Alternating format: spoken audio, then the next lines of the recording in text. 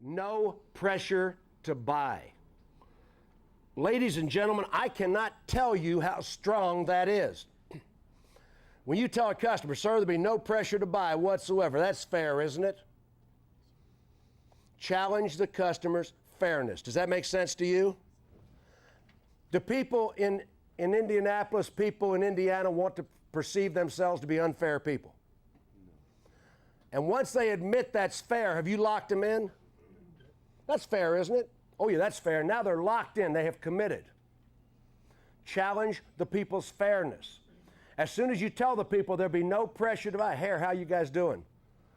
As soon as you tell that customer there'll be no pressure to buy, they let all their defenses down.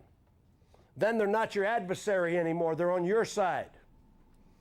No pressure to buy whatsoever. That's fair, isn't it?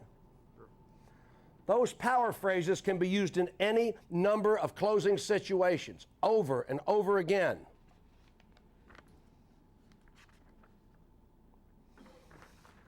Now, I've already covered, if you could own this on your own terms, sir, that's your terms. You'd own it now, wouldn't you? Your terms? Absolutely. I mean, I repeat that. Look at the way I said that. If you could own this vehicle. Now, don't say buy it. Don't say buy or sell. Get buy and sell out of your vocabulary. If you could own it. Owning's fun. Buying is terrible. If you could own this vehicle on your terms. Now, sir, I'm talking about your terms. You'd have to say you'd own it now, wouldn't you? Help them say yes. You want a customer to say yes with them. You'd own it now, wouldn't you? Listen to this concept. A sale is a collection of yeses. Every question you ask a customer, structure that question that the answer is yes, where the consumer gets used to saying yes to you. Even if it's a negative question, phrase it in such a way the correct answer is yes. Yes. A sale is a collection of yeses. Just like when I'm in the F&I office, I get the customer used to signing things for me before we sign the big things. It becomes a habitual thing.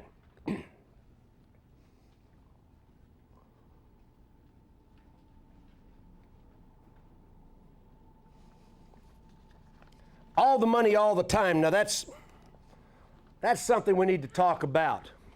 Because during the break, somebody asked me, well, Mr. Ziegler, we're a factory store. We have a factory town. A lot of our deals are GMS. A lot of our deals are employee deals. How many people are facing that right now? I was in Detroit at Michael Chevrolet this past week. Matter of fact, 2 days ago, I was working with Michael Chevrolet in suburban Detroit, and 99% of their business is factory business. You can still make money on factory customers, but you have to have a stronger discipline. They've got to drive the car. Remember, if they work on an assembly line, they don't build the whole car. They don't know everything about the car. Would you agree? Yes, sir. And you still got to get the people emotionally involved in the car. In 1986, I had started Ziegler Super Systems, Ziegler Corporations, and at that time, North Carolina National Bank agreed to finance a new Lincoln for me. Now, when I say my credit was bad, I couldn't have got a box of Cheerios with a cosigner. It was bad. And North Carolina National Bank agreed to reestablish my credit. They gave me a line of credit that would buy a Lincoln Town Car, and I had a contract with Ford Motor Company at the time, so I was driving Ford products all the time. And I went over to the Lincoln dealership, and the salesman's name was Bob Merritt's, a friend of mine. Matter of fact, Bob had worked for me at the Ford store a couple years previously. And I said, Bob, I'm looking for a triple blue town car. I want a dark blue, Bill Blass edition, dark blue interior, midnight blue Landau roof, moon roof. I want fully equipped town car. And that was the big old square town cars back in the mid-'80s. Remember those? So he said, I got your car right here, Jim. I said, that's it. That's exactly the one. He said, let's drive one. Gentlemen, ladies, never drive a generic car. Drive the exact one they're buying. Bob Merritt said to me, he said, Jim, let's go drive one. I said, Bob, I want to drive mine. He said, well, Jim, there's 3 cars blocking it in. He said, I've got a white one over here that drives just like it. What Mr. Merritt's did not understand, he viewed me as street tough. I had been his manager some years previously, and he knew I was a tough manager. He thought I was pretty case hardened. But the truth of the matter was, that car didn't just represent a car to me. That car represented reestablishing my entire life. Does that make sense? When you sell a car to a consumer, that car is symbolic as well as physical. People buy cars usually when there's a major change in their life. They buy a car with a purpose. Now, let's see. Lady over here, you a mom? Yes. Okay, a couple years ago, you were in the hospital. Baby was born in the hospital. I always have to ask, some babies are born in elevators and taxi cabs. You know, they don't quite make it. But yours was born in the hospital. And what's your name? Gloria. So the nurse comes up and says, Gloria, would you like to go home? And Gloria said, I am ready to get out of this hospital. And the nurse said, great, I will go down in the nursery and get you a baby. Or do you suspect Gloria wanted a specific baby? What do you think? You think she wanted a specific baby? I think so. Women are like that. Me, just give me the quiet one. But women bond with their babies. Men don't understand that phenomenon. We can observe it, but we don't get it. Women bond with babies. Consumers bond with specific cars. Where it's no longer a car, it's their car. And once they have done selection, you start referring to it as your new car. Or your newer car, however you do that. Not a generic car, your car. Bob didn't understand. I wanted 3 salesmen to come out and move those cars because I wanted to drive my car. And I see salespeople every single day of the week.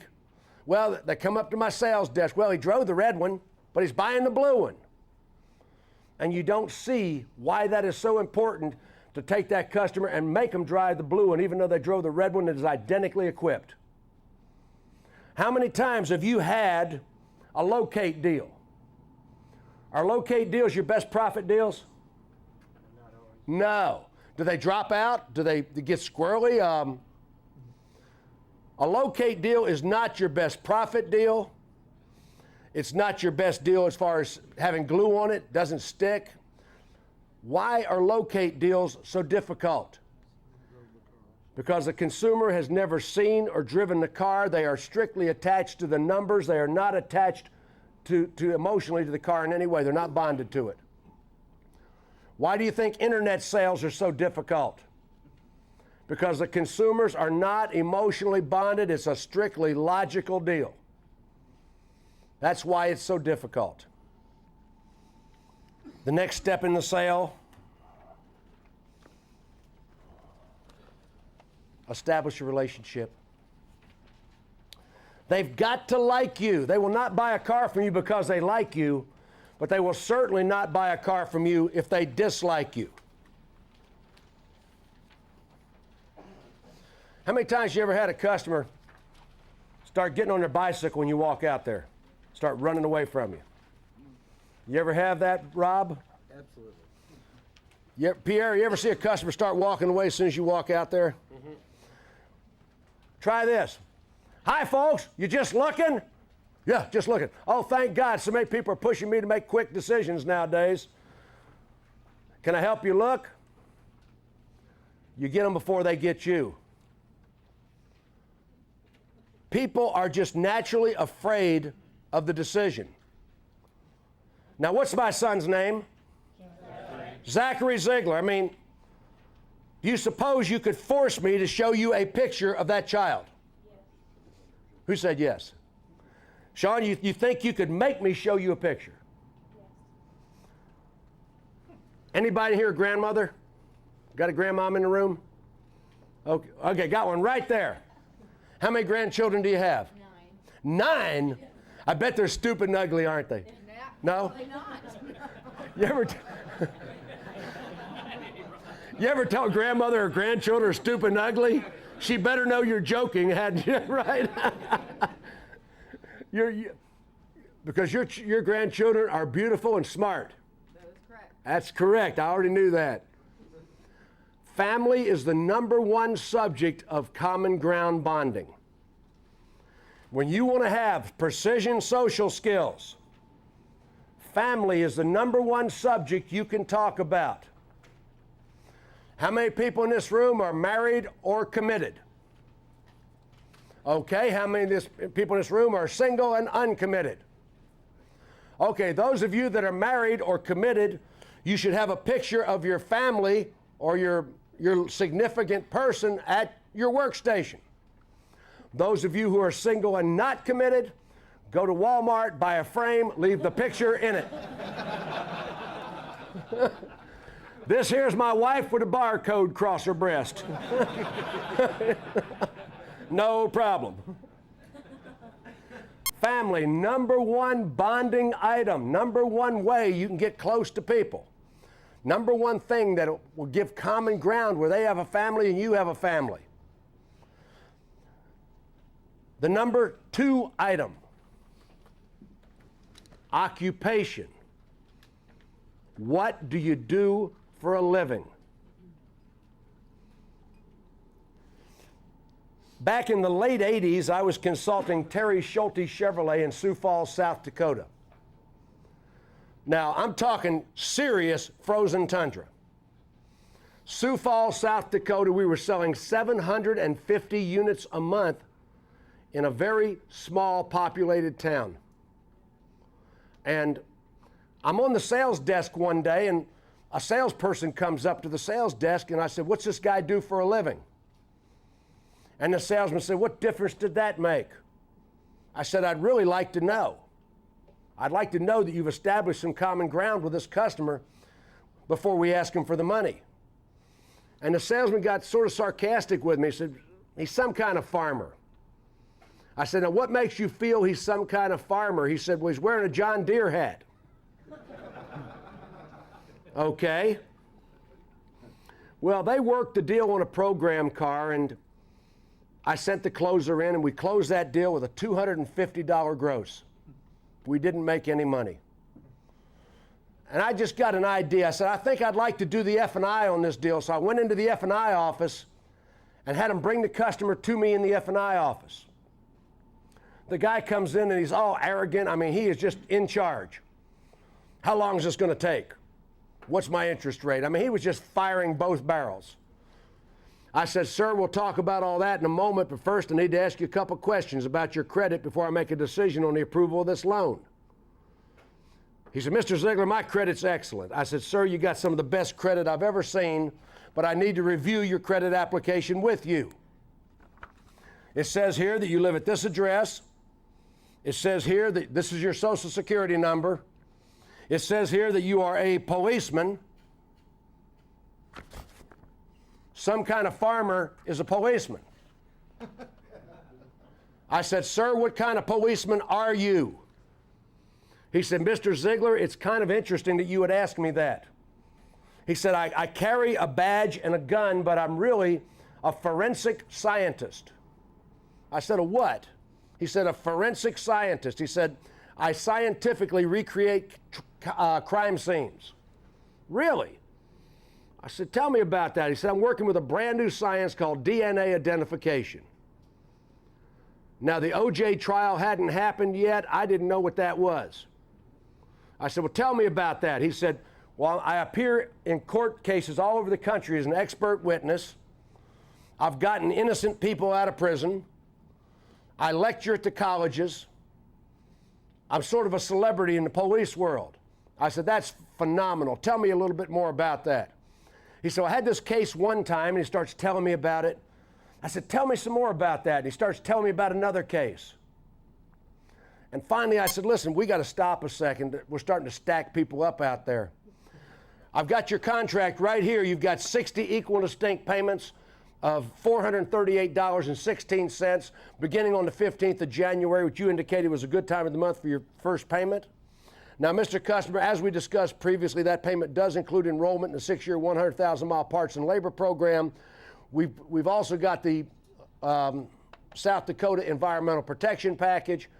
And as I'm sure you're aware, the bank has authorized me to provide credit life and credit disability insurance on the contract as part of the package you've selected.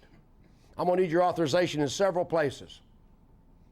He picked up the contract and he started signing it, still talking about police science.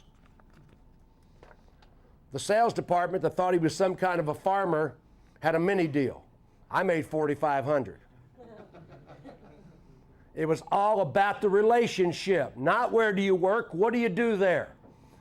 Get fascinated with what they do there. Tell me about that. Tell me some more about that. Be interested in what they do. I can't tell you how important that is. The next one is recreation. What's your hobbies? What do you do when you play? Pierre, you look like a chess player. Are you a chess player, Pierre? No, but you look like a chess player. He looks like Elton John. No, he doesn't look like Elton John.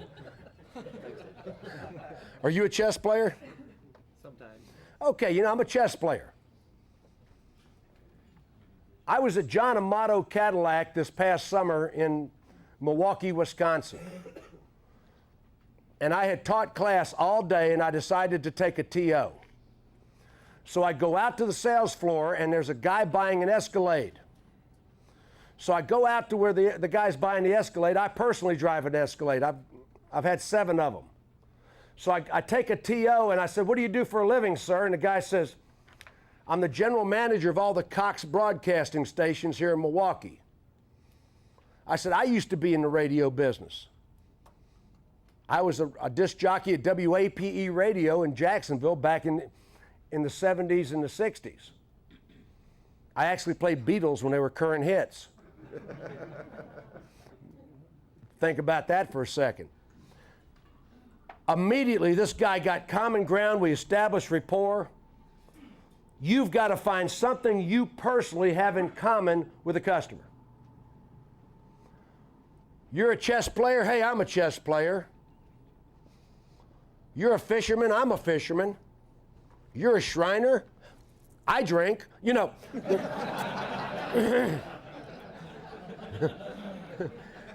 There's got to be some common ground there somewhere. Now, the last one is motivation. Family, occupation, recreation, and motivation. Those are the 4 items of common ground. Those are the 4 things that you can solidify a relationship quickly, the 4 conversational things. Motivation is strictly talking about somebody's future. Somebody just got married, they just got divorced. They just went in the military, they're just getting out of the military. They just got in school, they're getting out of school. You follow what I'm saying? Motivation. You ever meet somebody that just signed up for Amway last night? Anybody ever meet a new multi-level marketing person just signed up? Are these people enthusiastic? Can you talk them out of it? Why not? Because they talked about their future.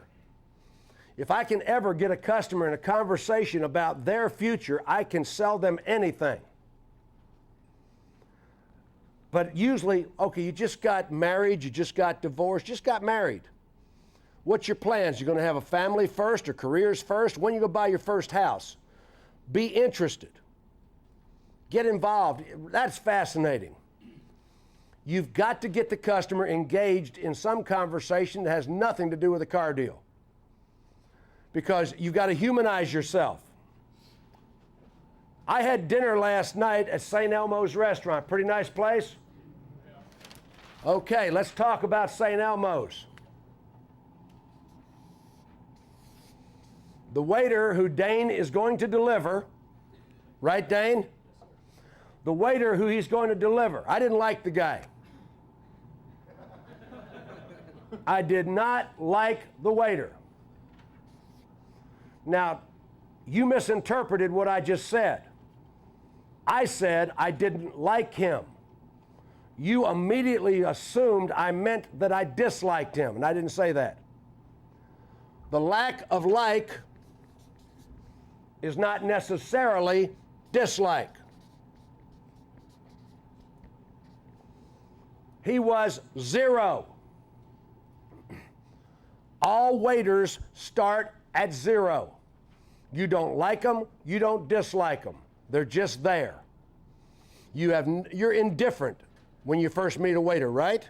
Yeah. But when you first meet a car salesperson, they are a -10. You start out 10 levels below a human being when you walk out the lot. You've got to come up 10 levels. 1, 2, 3, 4, 5, 6, 7, 8, 9, 10 to be nobody. And then you got to go up another 10 levels, 1, 2, 3, 4, 5, 6, 7, 8, 9, 10, before you ask for the money. The problem most of us have is we're asking for money prematurely before we've got a relationship with the people. Having a relationship means they have to be courteous to you. They have to be polite to you. They have to consider your feelings. And most of you never get to that level before you ask for the money. You're talking money when you're in the negative numbers. Establishing common ground is extremely important in an automobile sale. Am I making sense? When I sold automobiles full-time for a living, it was always about the relationship. It was never about the money. Some of you got here earlier and I was showing Irving Silver videos. That old man, when he was an old man then.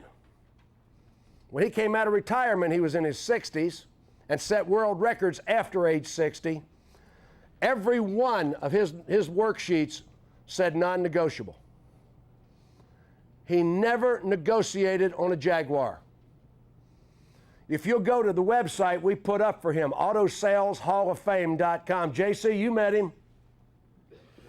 You go to the website we put up for him, autosaleshalloffame.com. We've got the vouchers and all of the documentation where he was paid $23,000 on a single Saturday, personal commissions.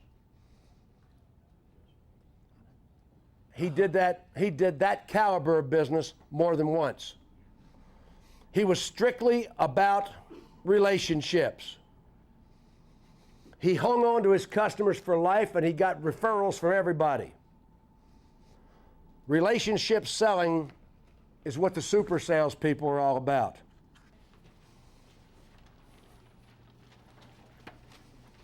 Select a vehicle. I'm going to say one thing about select a vehicle, and it's going to be a very important thing. Get out of the locate business. What are you laughing about over here, Hector? Our inventory is pretty small, so we do a lot. You do a lot of locate. You can't sell out of an empty lot effectively, you're right.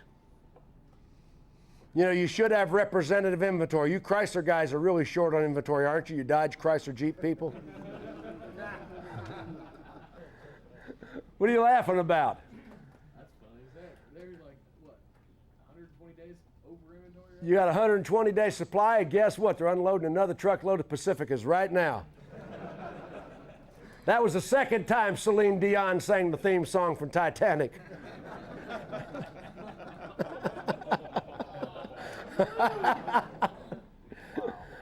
Sorry. Brutal. I love that joke. Okay. Do not take the customer directly to your desk.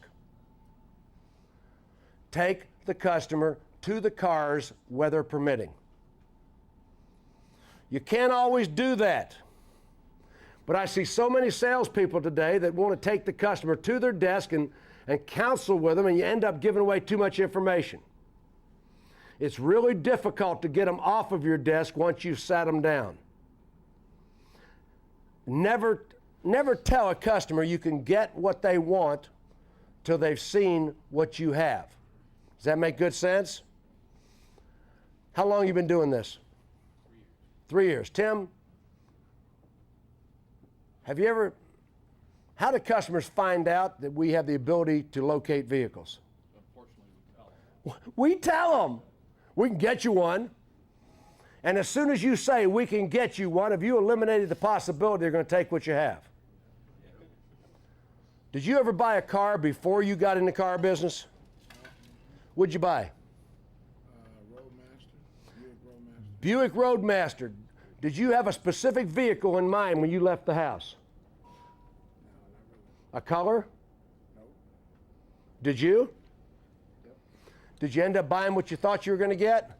Yeah, pretty much. How many people did not get what you thought you were going to get when you left the house? Most of us. I'm telling you right now, most people in this room, when you bought your personal car, you bought something other than what you thought you were going to buy when you left the house. Customers are not locked into these colors. You're the one that locks them in. When you say we can get you exactly what you want, you really blew the possibility that they would take what you have. They will take what you have unless you start suggesting locate. It's not that we're not going to suggest locate, it's let them see what you have first. Has anybody in this room ever sold a purple car? Raise them high. Purple cars. Did those people come on the lot that day asking for a purple car? Generally, when I see somebody driving a purple car, I assume they have bad credit.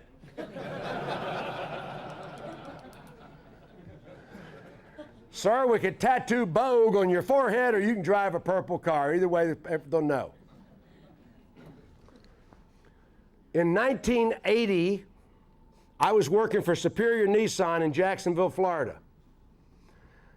And we got two lime green 280ZXs. I mean, ugly, ugly, ugly car. About the color of your shirt. Yeah. Don't you laugh. I mean, ugly lime green cars. Shirts and sweaters look good, but the car was ugly. And a year later, we still had both of those lime green 280ZXs. I mean, nobody could sell them. They were just slap-ass ugly, you know. And Mr. Coggin came in the sales meeting and said, I will pay $500 to anybody that sells either one of these two cars. They both had a birthday. One day, a gentleman came on the lot, Mr. Castro from the Philippines. I walked him out, and I walked him right past the 280ZX, the lime green one. I wasn't even going to show it. And Mr. Castro walked over and looked at it. He said, my God, this is beautiful. Don't see many of these, Mr. Castro, special edition. Every dealer in the country only got two. We hung on to ours.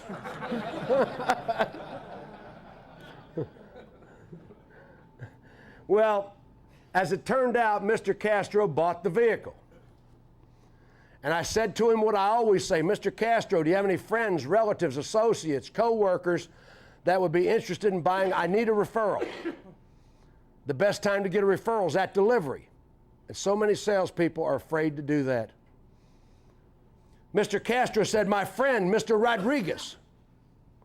Well, guess what? Mr. Rodriguez bought the other one.